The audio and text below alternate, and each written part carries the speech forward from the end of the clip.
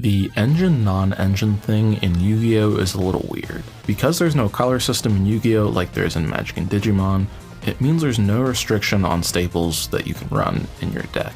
And combined with Konami's power creep philosophy of giving cards more effects, it creates a scenario where every couple of years, players are playing more staples and less archetypal cards. To have this discussion, we have to develop clear definitions for engine and non-engine, which is simple, but there is a slight gray area.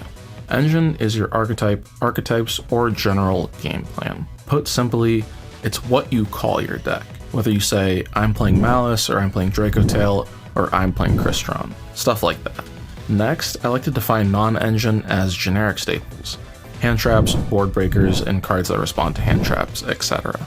But I did mention that there was a little gray area earlier, and that's because some non-engine cards actually fit seamlessly in archetypes. For example, Foolish Burial is a generic card, it doesn't belong to any archetype, and isn't searchable, or at least conventionally, but in a deck like Lightsworn, it's basically a way to trigger all of your effects. A more modern and relevant example is Pot of Prosperity, but many players would consider Prosperity to be part of their engine, as they're usually using it with the intent of accessing engine pieces. But all of this to say, sometimes the ratios can be a little extreme. My first extreme experience with engine and non-engine was while playing Tenpai. If you're unaware, Tenpai is a going second OTK deck with a very oppressive field spell. But beyond the field spell, the appeal was that the deck had 15 one-card OTKs. Now, one-card combos are another topic for another video, but 15 one-card combos and a 1-of Fadra allowed for space for 24 non-engine, assuming you were playing 40 cards. So well over 50% of the deck was hand traps and board breakers. Even by modern standards, this is kind of crazy, and we and Konami have to ask ourselves, how much further can we push this? I think we're actually at the limit or approaching it currently, but I don't necessarily think that's a bad thing. Deck building is super optimized now, but when I was playing Tenpai and testing it, it was really powerful and the opening hands were crazy, but the bad hands were literally unplayable. And honestly, you'd see them more than you'd like to. I'd open things like 2 Ash, 2 Imperm, and Dark Hole, or Feather Duster, Lightning Storm, and 3 Ultimate Slayer.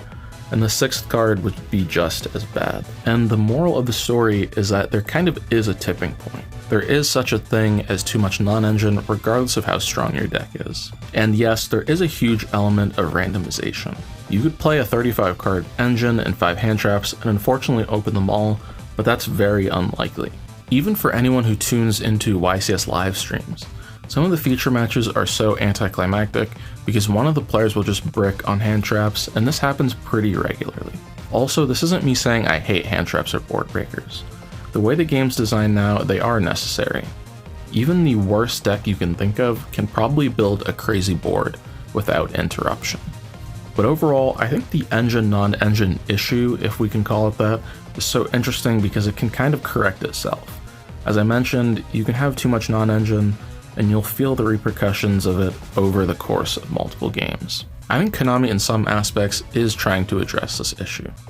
A deck like Draco Tail requires you to play a decent amount of engine, but in exchange that engine helps you go second and play against an established board.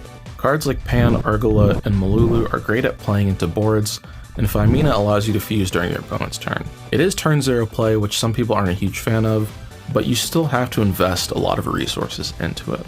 You could also make a similar argument, I guess, about K9 with Azuna, although I wish it wasn't so generic.